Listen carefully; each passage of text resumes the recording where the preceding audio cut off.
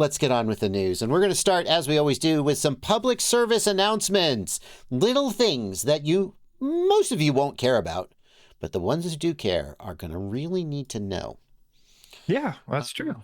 Yeah, where do we start? And yeah, so our first PSA is going to be WTFOS has gotten an update. We told you about a rare bug that WTFOS and some users told us about. There were some blackout issues in the goggles with people losing video, and now they have fixed the issues. And I'm not going to say they think. No, I'm not going to say that because they have done so much testing, so much demoing, so much user testing that I believe, and they believe, that they have actually fixed the issues. They've identified what the issues were. They've tested them out over time, and then they believe they have completely fixed them. And I believe they've completely fixed them instead of just hoping. So yeah, I mean, there's a world here where we'd say, hey, they identified something they think might have been wrong, so they pushed that as the update, and hopefully everybody's things will be fixed. But in this testing, they actually identified, like, oh, here's what was triggering the blackouts for us, and here's what we were seeing. We're putting it on a bench for hundreds of hours and testing over and over again with new firmware to figure out like what's causing this stuff. So yeah, I'm really impressed. With I'll just do a little bit of a backstroking here, but with the WTFOS devs, I've always been impressed with their technical prowess, the ability to root the goggles and do what they've done with the goggles, is impressive, but also their sort of professionalism, if you want to call it that, in how they respond to situations like this. You see some open source projects where the devs are kind of like, I don't know, it's free, F you if you don't like it. And I'm not going to name names, but you have other open source projects where they really seem to take their responsibility to their, I was going to say customers, but they're really users. They're not even customers per se. They take it really seriously, and the WTFOS devs certainly seem to do that.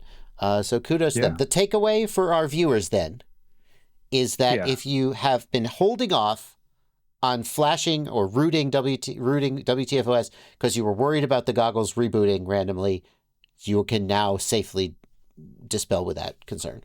100%. If you have a reboot or if you have an issue, it's going to be DJI related, as it was already. Like, it's not going to be from WTFOS. And we do know every now and then there is random issues with DJI where we've seen this, but our concern was, hey, it's also WTFOS. So let's identify what those are and fix those issues. The other thing they want to mention is that if you are having restarts or anything, and you're running this or the regular DJI firmware right now at this point, you're going to want to check your fan and your goggles. Because the fan and the goggles have been dying, and then people's goggles have been overheating and restarting from overheat. So Bannister Post says, are you sure? I just had my goggles black out mid-building dive at night, brought the quad back without video. So what we could take from this is that the WTFOS bug-related reboots are fixed, but there are still other things that could cause your goggles to reboot. Also, just a reminder, this was updated yesterday, so if you didn't push this new firmware, then you might have been victim to the old issue. So Bannister Post might not have had the latest firmware. Yes, but also they're asking people, if you still have restarting issues, if you can, really steps to reproduce would be the best thing. But if you have these issues, they would like you to contact them after you've checked that fan and you've done the update. So go to check out the WTF FPV Discord, and they've got info there. That's interesting that now the V2 goggles have been out long enough that the fans are starting to fail. And people are running into this. I have recently, I'll say it, I flashed all my Vistas to 0101 so I could use them with the goggles too.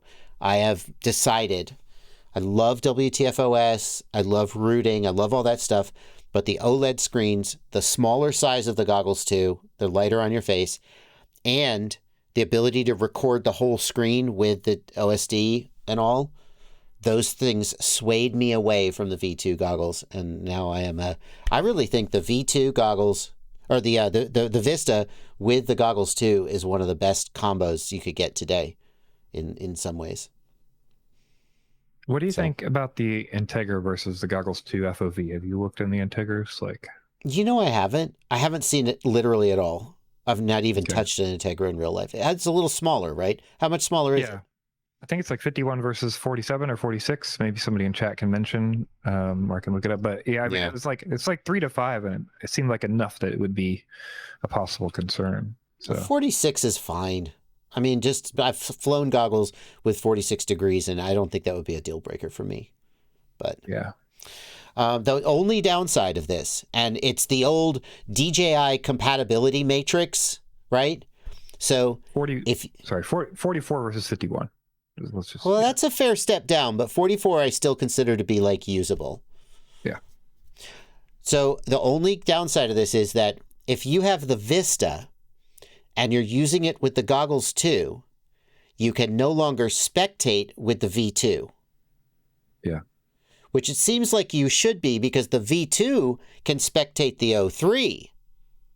But the difference is that the V2 and the G2 both go into O3 mode, and so they can spectate each other.